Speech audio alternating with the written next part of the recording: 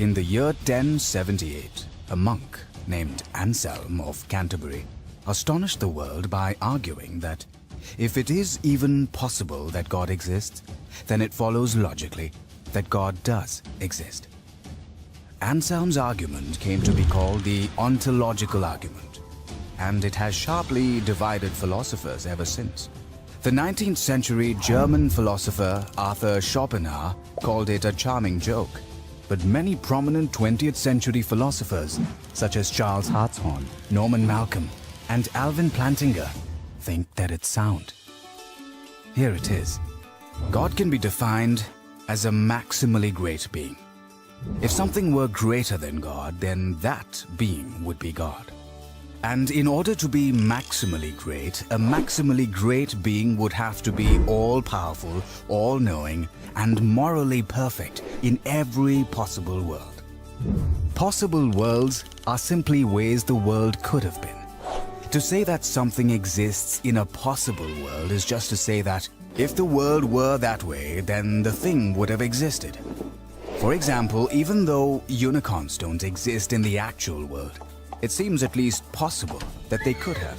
So we can say that unicorns exist in some possible world. On the other hand, a married bachelor does not exist in any possible world because the idea of a married bachelor is logically incoherent. It could not possibly exist. So if it is possible that a maximally great being exists, then we can say that he exists in some possible world. But wait, a maximally great being would not really be maximally great if it existed in only some possible worlds. To be maximally great, it has to be all-powerful, all-knowing, and morally perfect in every possible world. So think about it. If a maximally great being exists in any possible world, then it exists in every possible world. And if it exists in every possible world, then it exists in the actual world. That is, a maximally great being actually exists. Thus, the atheist has to maintain not simply that God does not exist, but that it is impossible that God exists. Here's a summary of the ontological argument. Steps 2 through 6 are straightforward and largely uncontroversial. But what about point number 1? Clearly, if it can be shown that the idea of a God is logically incoherent, then the argument fails. But is the idea of a maximally great being absurd, like a married bachelor or a square circle or the smell of blue? This doesn't seem to be the case. The notion of an all-powerful, all-knowing, morally perfect being that exists in every possible world seems to be a perfectly coherent idea. But couldn't we parody this argument and make it work for anything? Why not say, it's logically possible that a maximally great pizza exists. Therefore, a maximally great pizza does exist? However, the idea of a maximally great pizza is not like the idea of a maximally great being.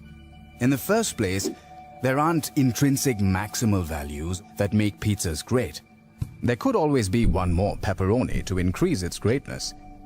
It's not even obvious what properties make a pizza great. Thin crust or thick crust, extra cheese, anchovies?